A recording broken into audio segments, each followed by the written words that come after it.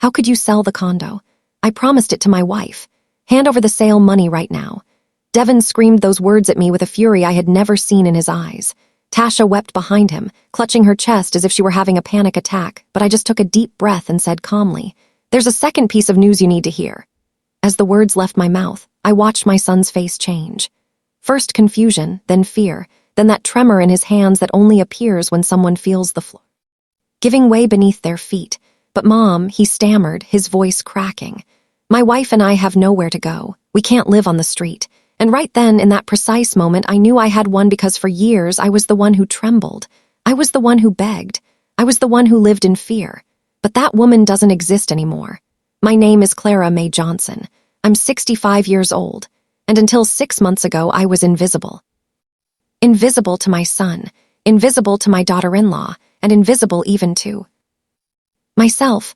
I lived in a 2-bedroom unit that my late husband and I bought 30 years ago. It wasn't fancy. The walls had water stains in the corners. The kitchen was small and dark, but it was mine.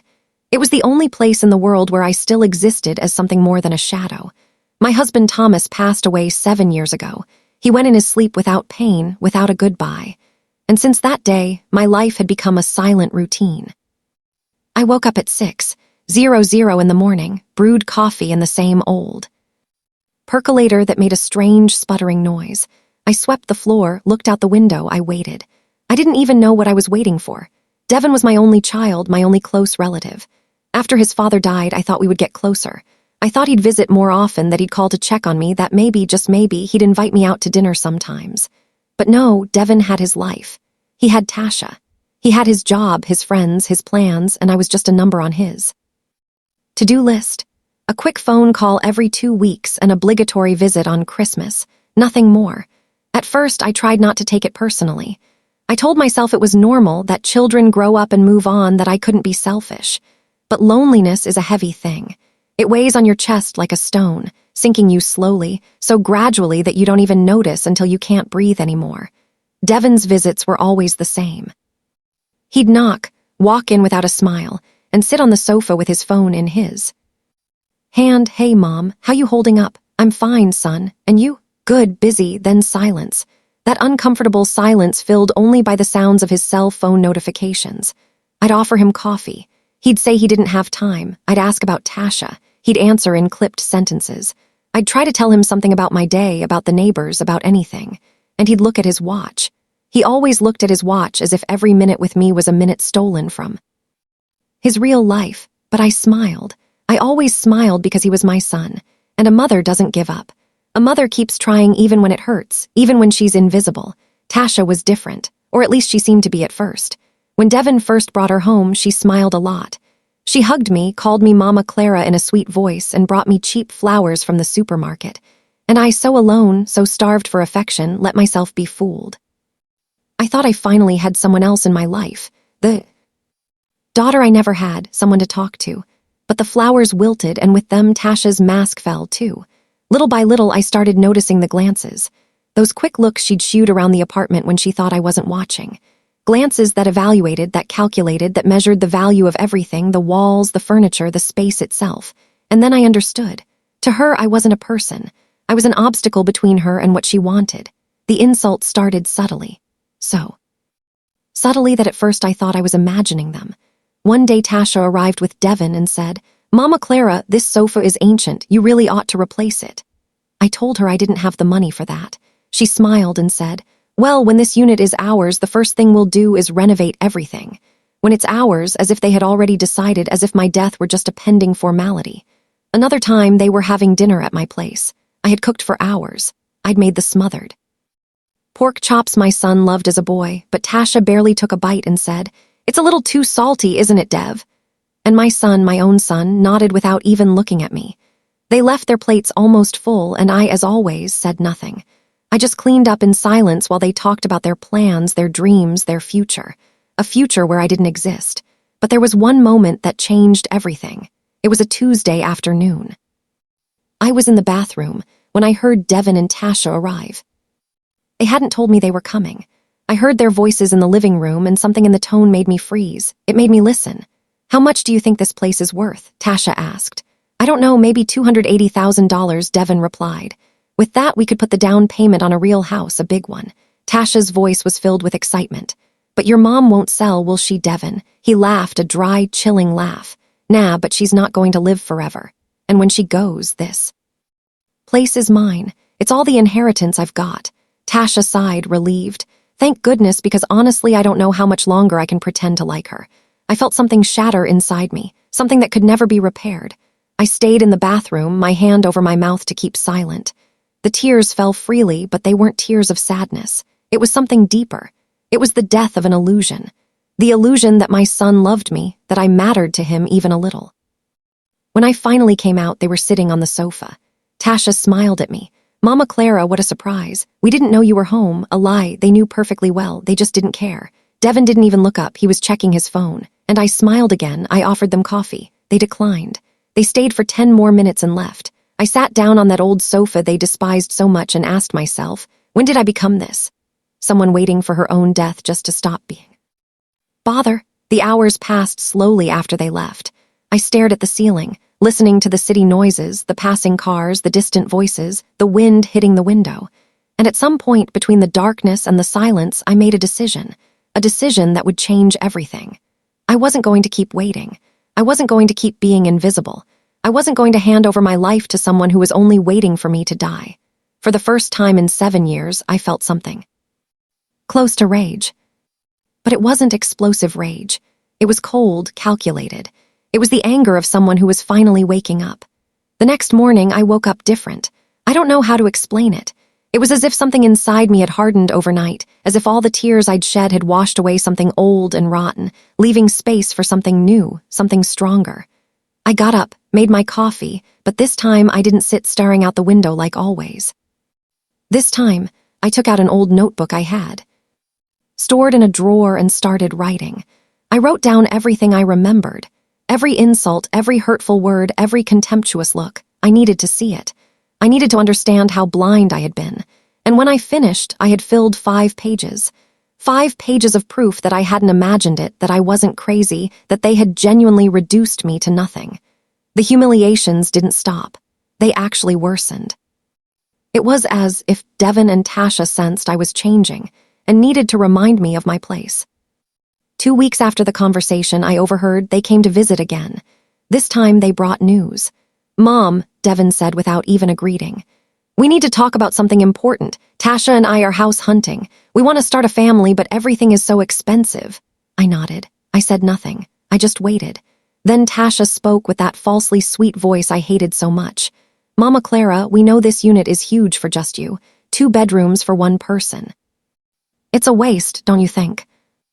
You could live somewhere smaller, cozier, and maybe you could sell us this place at a fair price. Of course, a family price.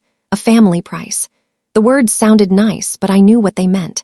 They meant they wanted me to give away my only asset, to hand over the home my husband and I had paid for with 30 years of hard work, just so they could start their lives without making sacrifices, without working hard like we did. I took a deep breath and told them, I'm not ready to sell. This place holds too many memories for me. Devin frowned. Mom, don't be selfish. You won't need it for much longer anyway. At your age, what's the point of clinging to material things? You should be thinking about your son, about your family. Tasha nodded, fake tears welling in her eyes. But we were really counting on this, Mama Clara. We'd already made plans. Plans? They had made plans with my life, with my home, without even asking me. And the worst part was they said it as if it were the most natural thing in the world, as if I owed them my existence. I stayed silent. I didn't argue. I just told them I'd think about it. And they left satisfied, certain that sooner or later I would cave because I always caved. I always ended up giving them what they wanted. But this time, something was different. This time, as I closed the door behind them, I didn't feel guilt.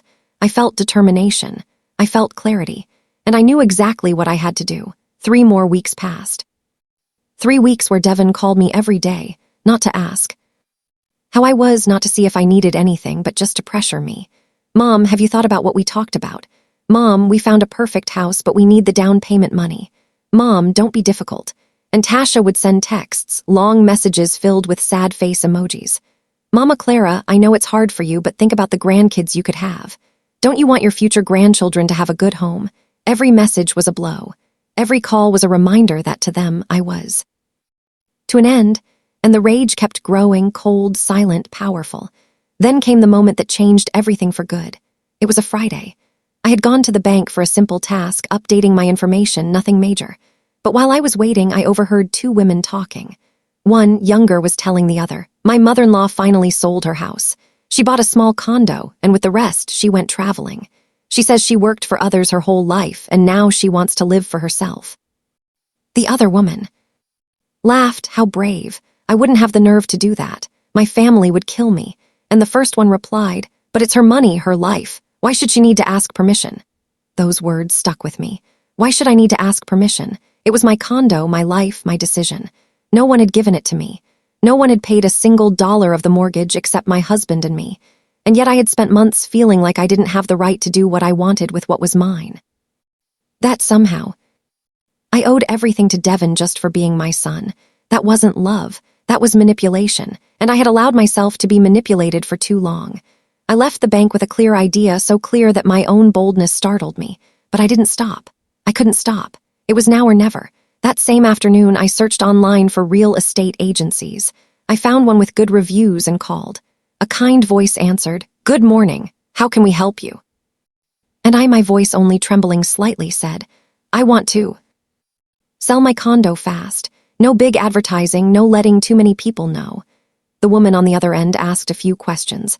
Address, size, condition. Then she said, "We can send someone out tomorrow to do an appraisal." "Perfect," I replied and hung up. I sat on the sofa with the phone in my hand, feeling my heart pound. I had just taken the first step, and there was no turning back. The next day, the agent came, a man in his 40s with a gray suit and a professional smile. He toured the apartment, took pictures, made notes, and finally told me, "Mrs. Johnson, this place could sell for around $280,000, maybe a little more if we do some minor repairs, but if you want to sell fast, like you said, we could get $250,000 in less than a month." I nodded. "Let's do it." He looked surprised. "You don't want to consult with your family first?" "Most people." I cut him off. "I don't need to consult with anyone. It's my decision." He smiled, handed me the papers to sign, and a week later there was an interested buyer, a young couple who needed to move quickly for a job. They offered $270,000 cash, no financing, no complications. I accepted immediately. During all this time, I said nothing to Devin. He kept calling, kept pressuring. "Mom, have you decided we need an answer? Tasha is getting anxious." And I answered with evasions. "I'm still thinking, son. Give me a little more time." He would grunt in frustration, but he didn't push too hard because he was sure I'd eventually cave, just like always.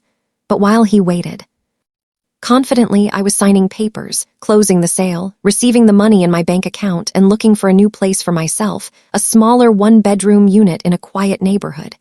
It cost $175,000. I bought it outright. No mortgage, no debt. And the rest of the money, over $100,000, I put into an investment account the bank recommended. The move was quick. I hired a small company. I packed only the essentials. Clothes, some books, photos of my husband, the memories that truly mattered. I sold or gave away the rest. I didn't need much. I never had. And 3 weeks after making the decision, I was already living in my new condo.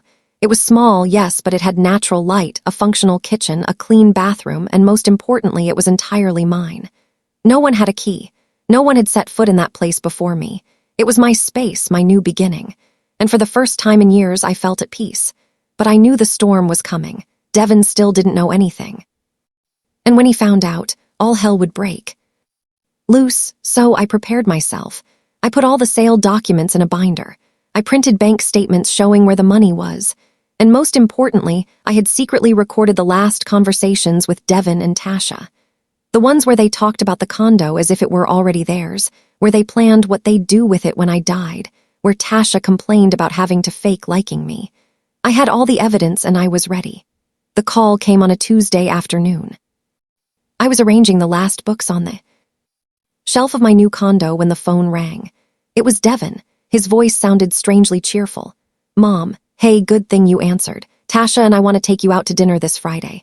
Haven't spent time together in a while." I paused. Devin never invited me out to dinner. Never. Sure, son. What time? 7 will pick you up, and don't worry about a thing, our treat. I hung up and knew exactly what was happening. They had decided to change strategies. Direct pressure hadn't worked. Now came the soft manipulation, the fake gestures of affection, the forced kindness. But I was no longer the same naive woman as before. This time I knew exactly what to expect. Friday arrived and I dressed carefully. I put on a chocolate brown dress I'd bought years ago but rarely wore. I combed my hair, put on a little makeup. I wanted to look strong. Devin arrived right on time. He rang the bell at the old condo, the one that wasn't mine anymore. I waited a few seconds before going down. When I left the building, I saw him standing next to his car, frowning and looking at his phone. "Mom," he shouted when he saw me. "What took you so long? I was about to come up. I had to get ready," I replied calmly. We got in the car. Tasha was in the passenger seat. She turned to me with a huge smile. "Mama Clara, so good to see you. You look so sharp." Her words were honey, but her eyes were ice. We went to an Italian restaurant. It wasn't luxurious, but it wasn't cheap either. Devin chose a corner table away from the noise, away from other people. A perfect spot for a private conversation. We ordered food. Pasta for Tasha, steak for Devin. I ordered a simple salad. I wasn't hungry. My stomach was tied in a knot, not from fear, but from anticipation. For the first few minutes, they talked about trivial things. Devin's work, a friend of Tasha's who got married, the weather. I just listened, nodded, and smiled when necessary. And I waited because I knew the real reason for the dinner would come at any moment. It arrived just as the main courses were served. Devin wiped his mouth with his napkin and looked straight at me. "Mom, we need to talk about something serious. Tasha and I have been thinking a lot, and we're worried about you." I looked up. "Worried about me?" "Yes," Tasha said, leaning forward. "You're all alone in that big condo. At your age, anything could happen, a fall, a health issue, and there'd be no one there to help you." Devin nodded. "That's why we thought it would be better if you either moved in with us or if you sell the condo and buy something smaller, safer, closer to us." "Ah," I said simply, and they waited. They waited for me to respond with gratitude, with relief, with that submission I had always shown. But I just took a sip of water and said, "It's very considerate of you to worry about me. I'll think about it." Tasha blinked, confused. "But we need an answer soon. Mama Clara, Devin, and I already found a house. We just need the down payment money, and we thought if you sell your condo, you could give us a portion of it, like a loan or maybe an advance on the inheritance." Her words were so blatant they almost made me laugh.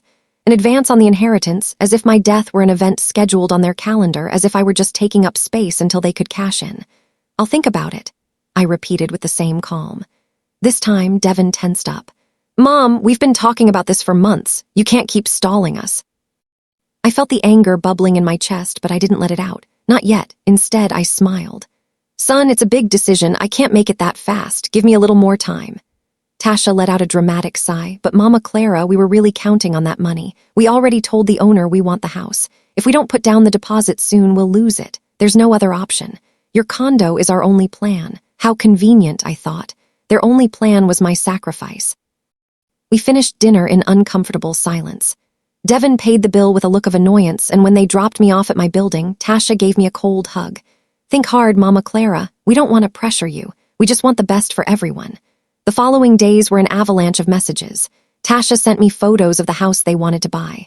"Look, Mama Clara, it has 3 bedrooms, a yard, a garage. It would be perfect for when we have kids. Your grandkids could play here." Every message was a lure. Every photo a manipulation. They were trying to get me to imagine a future that would never exist because I knew the truth. I knew that if I gave them the money, I would never see it again. I knew the grandchildren were just a fantasy to soften me up. I knew that once I had served my purpose, they would discard me just like they always had, and I wasn't going to allow it. No. This time, Devin called too, but his calls were different. Less sweet, more demanding. "Mom, I need an answer. Yes or no. It's simple. It's not simple, son. It's my life. It's my savings. But I'm your son, your only family. You shouldn't have to support me my whole life just for being your son." There was a silence on the other end, a heavy, dangerous silence. "So are you saying you won't help us?" "I'm saying I need time to think." Devin hung up without saying goodbye, and I stared at the phone, feeling the last thread of love I had for him snap for good. Because a son who loves you doesn't pressure you like that.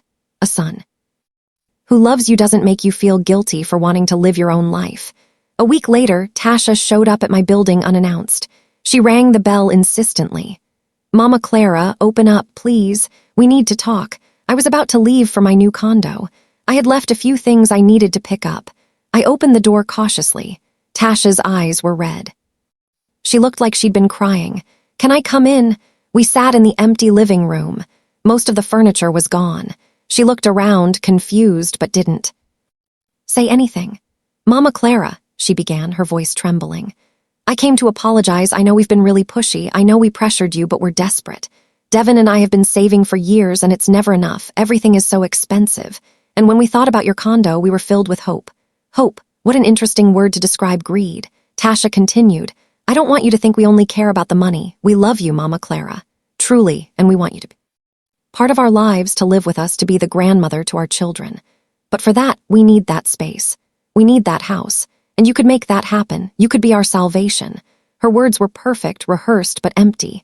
Because if they really loved me, they wouldn't be there asking me to give them everything. They'd be there simply to be with me. "Tasha," I said finally, "let me ask you something. If I didn't have this condo, if I had nothing of value, would you still visit me?" She blinked. "Of course, Mama Clara. What kind of question is that? Then why in these last few months have you only sought me out to talk about the condo? Why do you never call just to see how I am? Why does every conversation end with the same request?" Tasha opened her mouth, but no words came out because there was no answer. Or rather, the answer was obvious and she didn't want to admit it. She stayed silent for a few seconds, then stood up. "I think I came at a bad time. We'll talk later." And she left, leaving me alone in that empty room. But I didn't feel lonely. I felt free because every conversation, every manipulation, every lie only confirmed that I had made the right decision. That night, sitting in my new condo, I reviewed all the documents again. The deed to the new place, the receipts from the old sale, the recordings I had made. Everything was in order. Everything was ready. All that was left was the final moment, the confrontation. And I knew it would come soon, because Devin and Tasha weren't patient, and their desperation would make them make a mistake I was waiting for. I took a deep breath, drank a cup of hot tea, and mentally prepared for what was coming. Because the war was just beginning, and this time I had all the weapons. The moment came 2 weeks later. I knew it would eventually happen, that Devin would lose his patience and show up unannounced, that he would try to confront me to force an answer out of me. That day finally arrived. It was Saturday morning.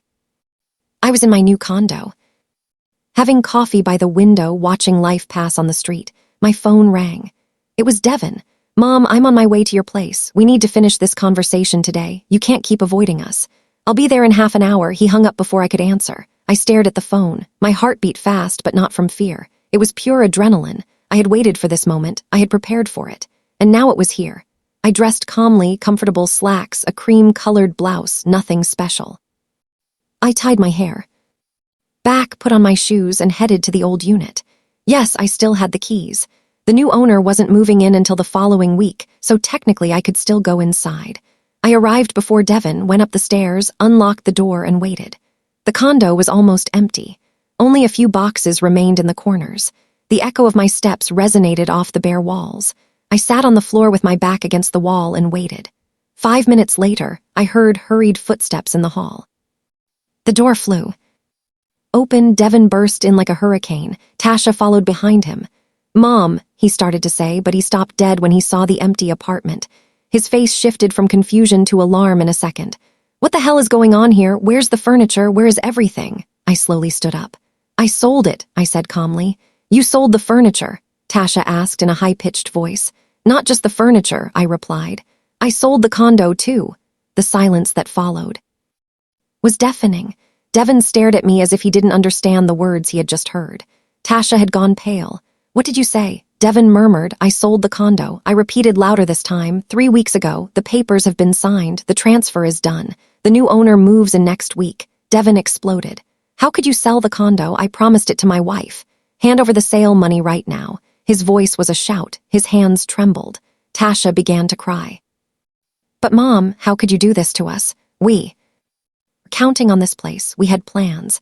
We had dreams, and you destroyed them." I stood firm. I didn't move a muscle. I looked them directly in the eyes. "This condo was mine. It wasn't yours. It was never yours, and I could do whatever I wanted with it." Devin took a step toward me. His face was red with anger. "Don't you dare say that. I'm your son, your only family. That condo was my inheritance. It was the only thing you were going to leave me.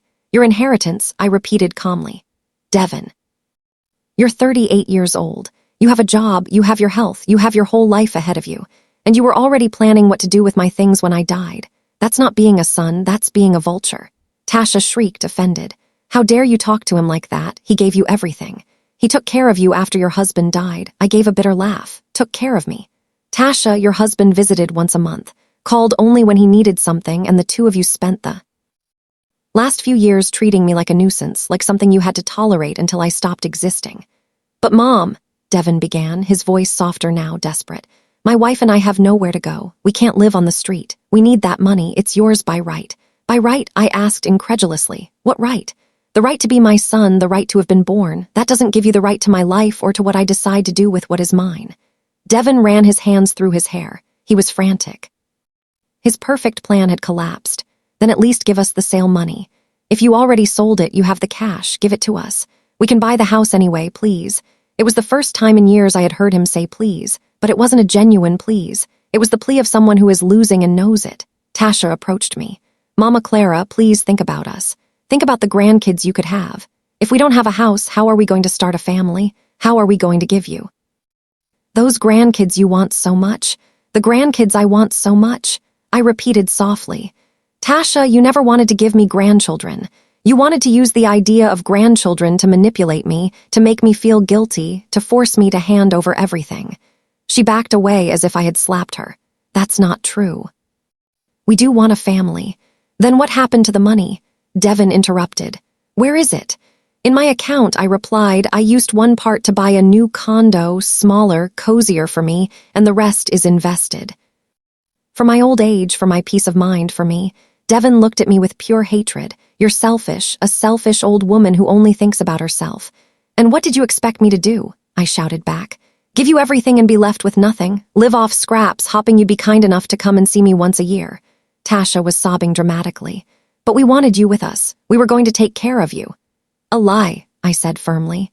You didn't want to take care of me. You wanted my money, and when you had it, you would have put me in the cheapest assisted living center you could find. Devin shook his head. You're paranoid, you're making things up. I'm not making anything up, I said, and then I pulled my phone out of my pocket. I have proof. Proof of what? Tasha asked, her voice shaking. Of everything. Of every conversation where you talked about me as if I were already dead. Of every plan you made behind my back. Of every cruel word you said, thinking I couldn't hear you. The color drained from Devin's face. You recorded us. I recorded you, I confirmed, because I needed to be sure I wasn't imagining things. I needed proof that you truly only saw me as a means to get what you wanted. Devin took a step toward me, his fists clenched.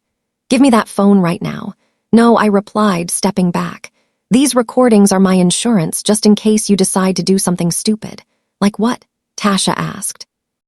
Like trying to sue me, like trying to take away what's mine. Like trying to invent that I'm senile or incapable of making decisions. I've seen enough stories to know how this works. Devin gave a humorless laugh. You're crazy. Completely crazy. Maybe, I said. Or maybe I finally regained my sanity after years of letting myself be walked all over. There was a moment of tense silence. The three of us stared at each other. The air was thick with rage, pain, and truths that had finally come to light. Then Tasha spoke, her voice cold. We'll never forgive you for this, never. I can live with that, I replied. Devin pointed toward the door. Come on, Tasha, there's nothing left for us here. She followed him, but before stepping out, she turned to me. I hope that money makes you happy, Mama Clara, because it's going to cost you your only family. It cost me my family a long time ago, Devin, I said. I just didn't realize it until now. They left, slamming the door. The sound echoed in the empty condo.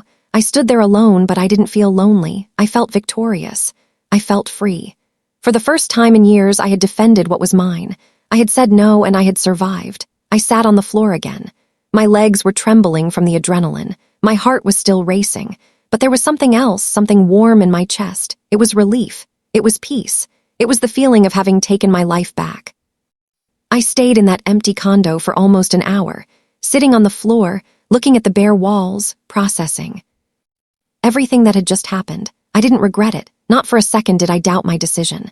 But there was something in the air, a feeling of finality, of closure. This place had been my home for 30 years. I had cooked thousands of meals here. I had mourned my husband's death here. I had grown old in solitude here. And now here I had reclaimed my freedom. I stood up slowly, walked through every empty room, touching the walls with my fingertips. "Thank you," I whispered. "Thank you for everything." And I left, closing the door behind me for the last time. When I arrived at my new condo, the contrast was absolute. The windows let in natural light. The space was small but welcoming. Everything smelled new of possibilities of beginnings. I made myself a cup of tea, sat by the window, and for the first time in a long time I smiled genuinely. Not a forced smile, not a polite smile, but a smile of real satisfaction. I had done something for me. I had chosen my well-being over the manipulation of others, and that felt powerful. The phone rang, interrupting my moment of peace. It was an unknown number. I hesitated before answering, but finally did. "Hello." On the other end was a woman's voice I didn't recognize. "Mrs. Johnson, this is Simone, Tasha's sister. I need to talk to you." My stomach tightened. Simone. Tasha had told her sister everything, and now came the second assault, the attempt to guilt me through a third party. "Go ahead," I replied, my voice neutral. "Mrs. Johnson," Tasha told me what happened, and I want you to know I'm very disappointed in you. How could you do that to your own son? He needed you and you turned your back on him." I took a deep breath. "Simone, with all due respect, you don't know the whole story. You only know the version your sister told you, the version where I'm the villain. But there's a lot more to it," she scoffed. "What more could there be? You sold the condo your son needed. That's all I need to know." "My son didn't need that condo," I replied firmly. "My son wanted that condo. There's a huge difference." Simone continued, her voice hard and accusatory. "Tasha is devastated. Devin is devastated. You destroyed their dreams, their plans for the future, and for what? To buy a smaller unit and save money you won't even live long enough to spend. It's pure selfishness." I listened to her without interrupting. I let her say everything she had to say. And when she finally fell silent, waiting for my response, I spoke with a calm that surprised even me. "Simone, I understand you want to defend your sister. That's natural. But let me ask you something. When was the last time Devin and Tasha visited me without asking for something? When was the last time they called just to see how I was? When was the last time they treated me like a person and not like a bank?" There was an uncomfortable silence on the other end. "They have their lives," Simone finally said with less conviction. "Their jobs, their responsibilities." "Exactly," I replied. "They have their lives and I have mine. And my life doesn't consist of eternally sacrificing myself so they can live comfortably." Simone tried to argue more. "But Mrs. Johnson, you're his mother. Parents should always help their children. They should always be there." "I was there for 38 years, I said, raising my voice slightly. "I gave my son everything I could. But there comes a time when children have to stand on their own 2 feet. And if at 38 Devin is still expecting me to solve his life, then I failed as a mother. But I won't keep failing by allowing him to use me." Simone hung up without saying goodbye. I stared at the phone. I knew it wouldn't be the last call. That Tasha and Devin would try to use other people to pressure me, to guilt me, to break me. But I had already made my decision, and no one was going to change my mind. That night before sleeping, I checked my bank account online. The money was there, over $100,000. It was more money than I had combined in my entire life. And it was mine alone. No one could take it. No one could demand it. It was my safety net. My freedom materialized in numbers on a screen. I slept peacefully that night. No nightmares, no anxiety, just peace. The following days were strangely normal. I dedicated myself to settling into my new condo. I bought plants for the windows. I hung light beige curtains. I organized my books on the small shelf. Everything I did reminded me that this space was mine, that no one would come to judge it, that no one would come to tell me I should change this or that. It was my refuge, my kingdom. A week later, I received a text message from Devin. It was long, full of carefully chosen words. "Mom," it began, "I've had time to think, and I believe we both said hurtful things. I know I failed you as a son. I know I haven't been present like I should, but that doesn't mean I don't love you. You are my mother and always will be. I wish we could talk, that we could figure this out." I read the message 3 times, searching for sincerity between the lines, but I didn't find it. At no point did it say, "I'm sorry." At no point did it acknowledge the real harm he had done to me. It was just a generic apology, one more attempt to get close and see if he could still get something. I didn't reply. I simply put the phone away and got on with my day. 2 days later, another message arrived. This one was from Tasha. "Mama Clara, please don't close the doors on us. I know we made mistakes, but everyone deserves a second chance.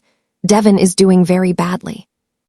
He barely eats, barely sleeps. He's still Trying to figure out how to fix things with you. Please give him that chance.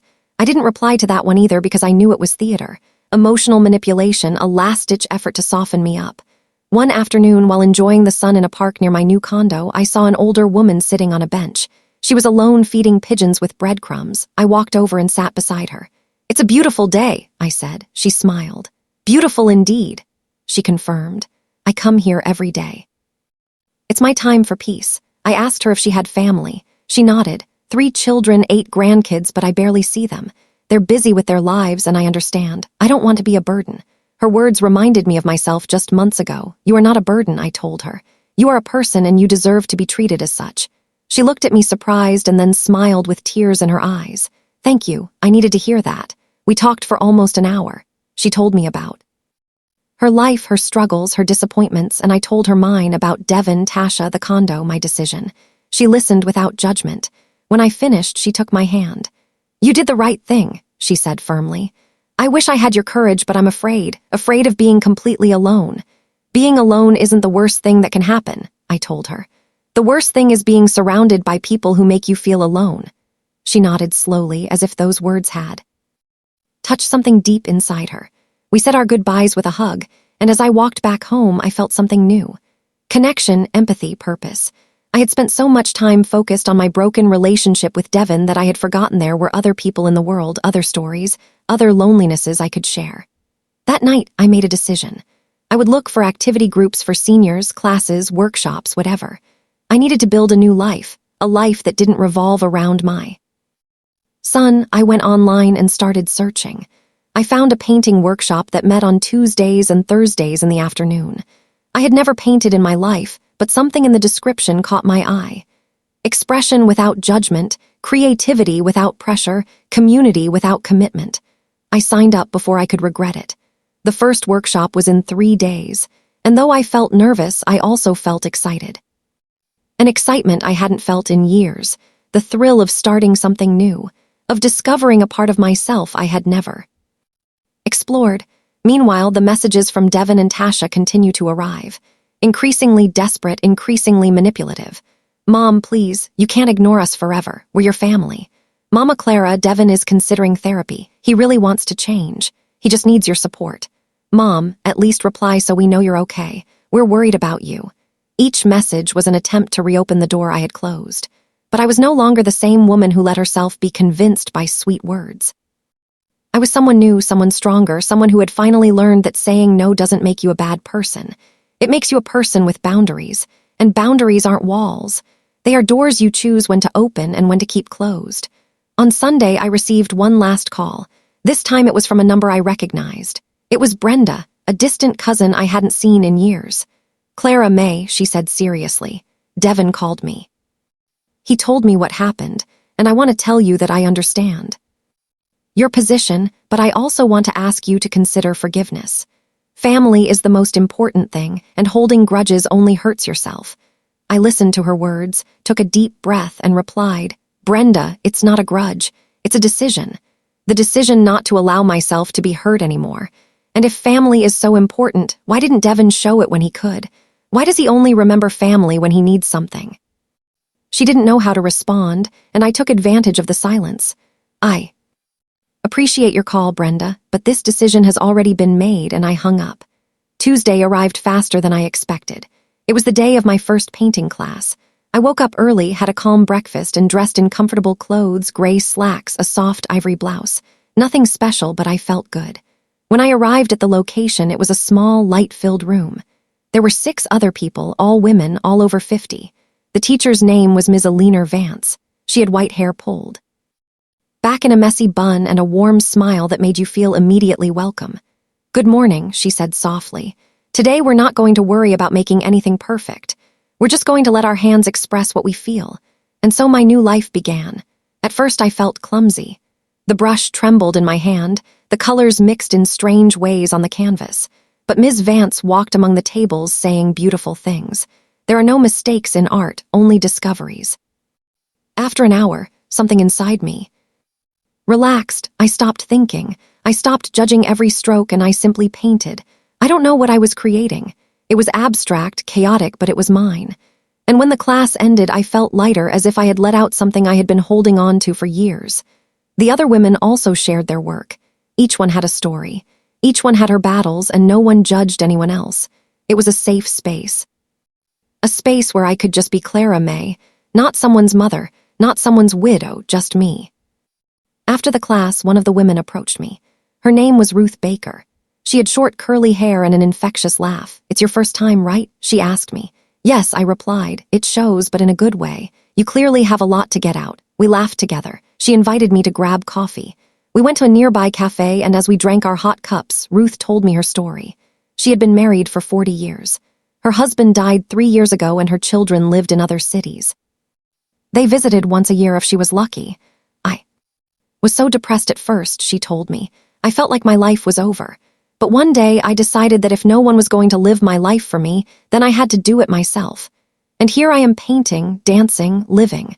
Her words resonated deeply with me. That was exactly what I was doing, reclaiming my life. Ruth became my first real friend in years. We started getting together after every class.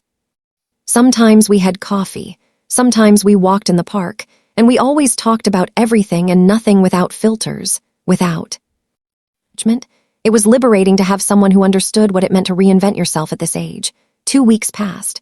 2 weeks of peace, of new routines, of days filled with small joys. But of course, the peace couldn't last forever. One Friday afternoon, someone knocked on my condo door. I wasn't expecting visitors. I looked through the peephole and my heart stopped for a second. It was Tasha. I opened the door just a crack. "What are you doing here?" I asked, not inviting her in. Tasha looked different, thinner, more tired. She had deep circles under her eyes. "Mama Clara, please, I just want to talk. 5 minutes, that's all." I hesitated. Part of me wanted to slam the door in her face, but another part felt curious. What could she possibly want now? I opened the door fully, but didn't let her step inside. "Speak," I said, crossing my arms. Tasha took a deep breath. "I came to apologize. Truly, Devin doesn't know I'm here. He's angry. He says he'll never forgive you, but I can't live like this. I can't live with this tension, with this resentment. I need you to know that I'm sorry and that I understand why you did what you did." Her words sounded rehearsed, like a prepared speech. "You're sorry," I repeated. "Or you're sorry you lost access to the money." Tasha lowered her gaze. "I know you think we only cared about the money, and maybe at first we did, but we weren't bad people, Mama Clara. We were just desperate, scared of the future, and we saw your condo as the solution to all our problems. But that didn't give us the right to treat you the way we did." At least she recognized something. That was more than Devin had done. "I appreciate your apology, Tasha, but it doesn't change anything." She looked up quickly, but we could start over. We could build a real relationship.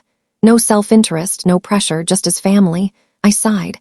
"I wish I could believe you, but regaining trust takes time, and honestly, I don't know if I have that time or that energy."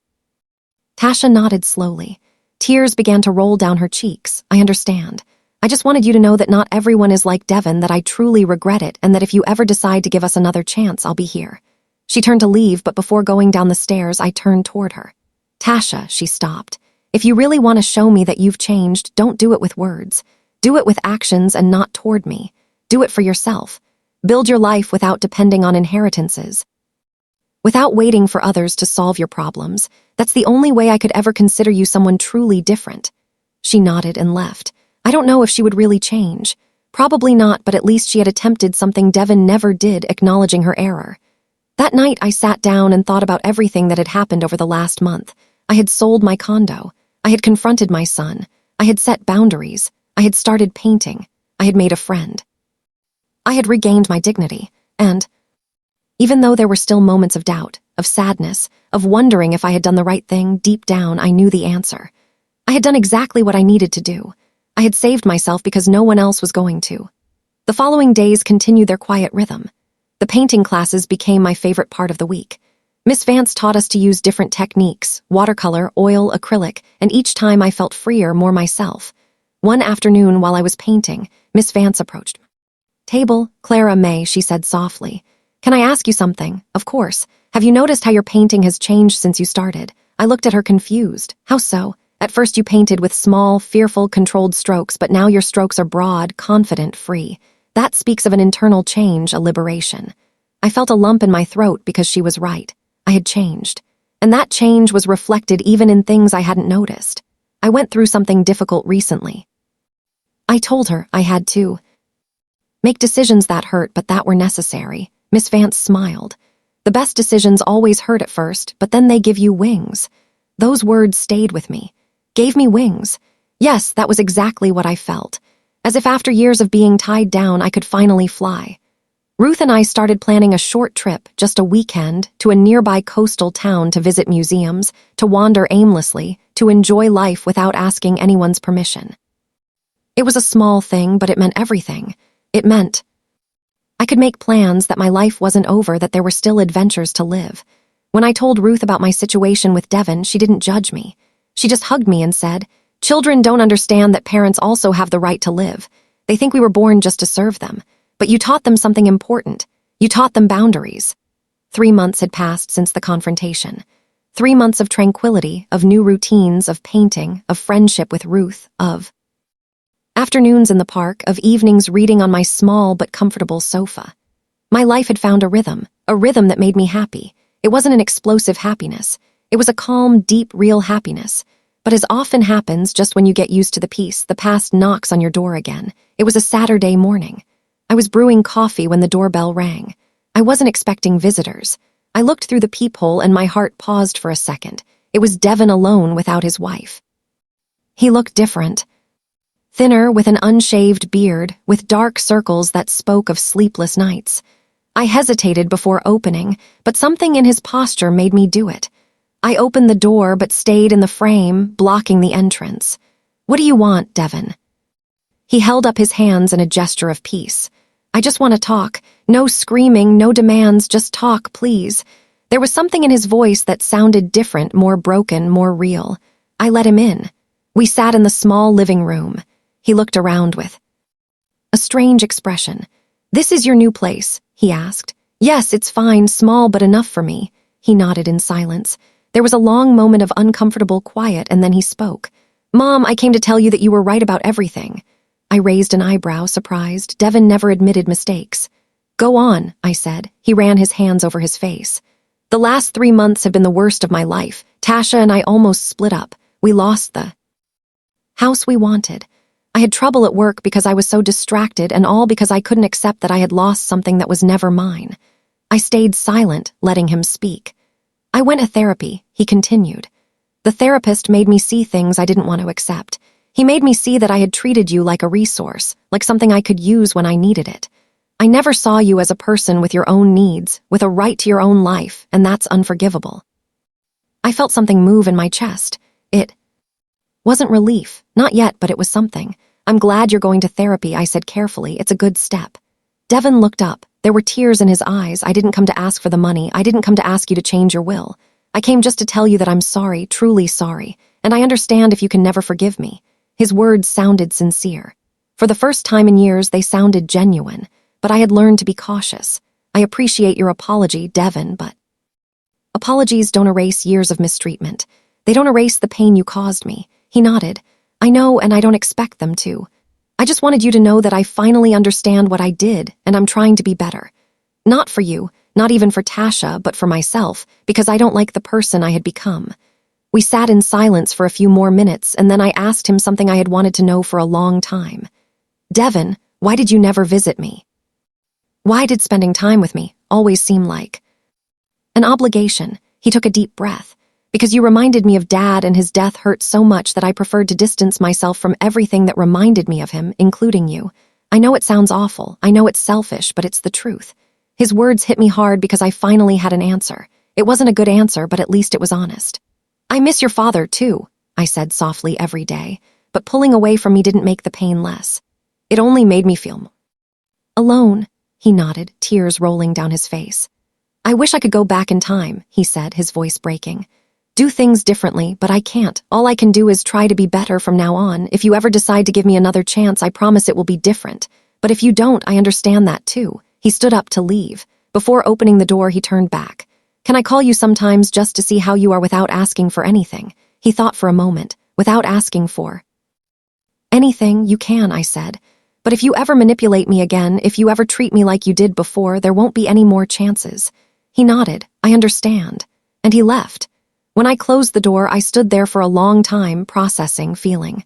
I didn't know if Devin would really change if this time was different, but at least he had taken the first step. He had acknowledged his mistake, and that was more than Tasha had done, more than anyone had done.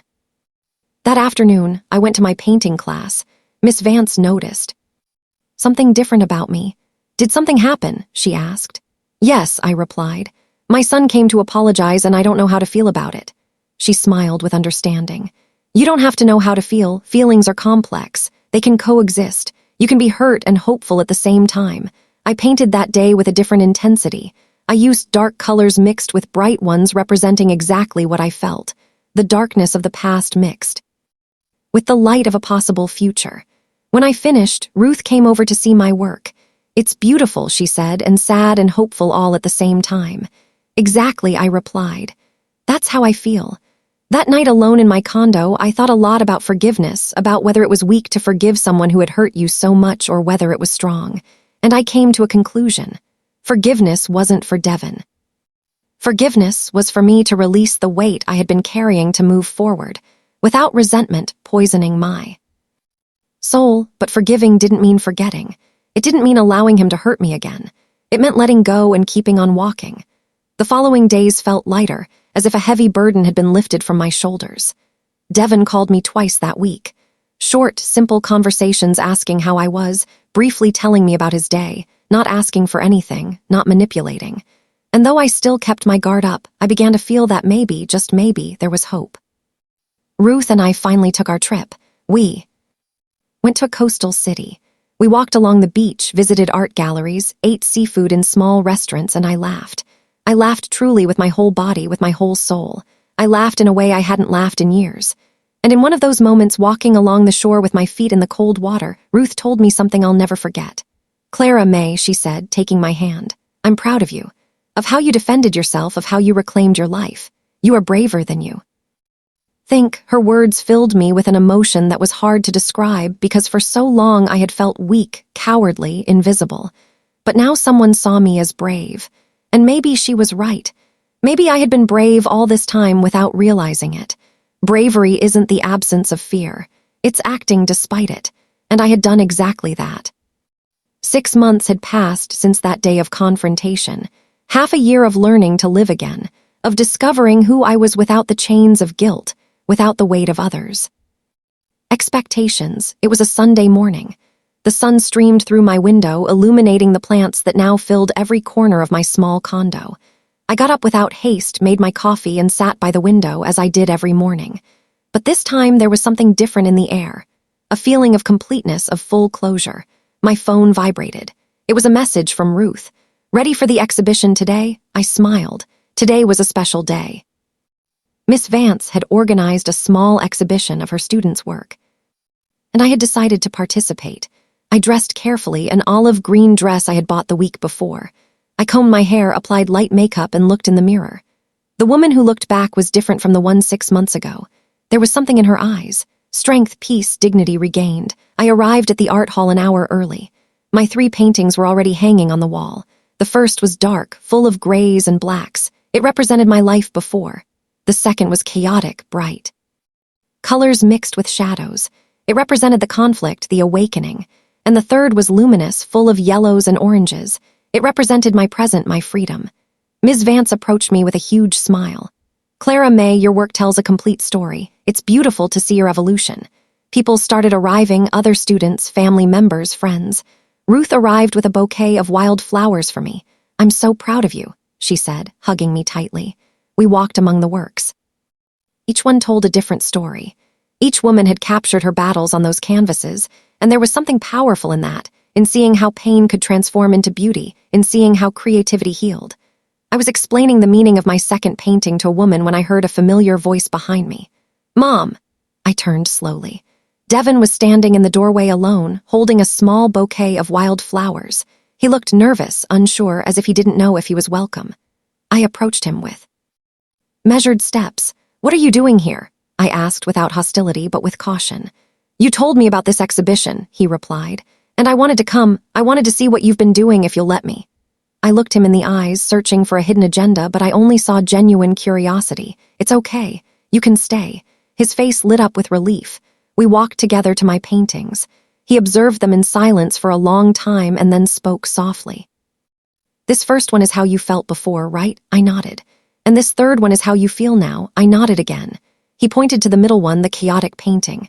"And this one, this is me. I'm the chaos that interrupted your darkness, but also the one who pushed you toward the light."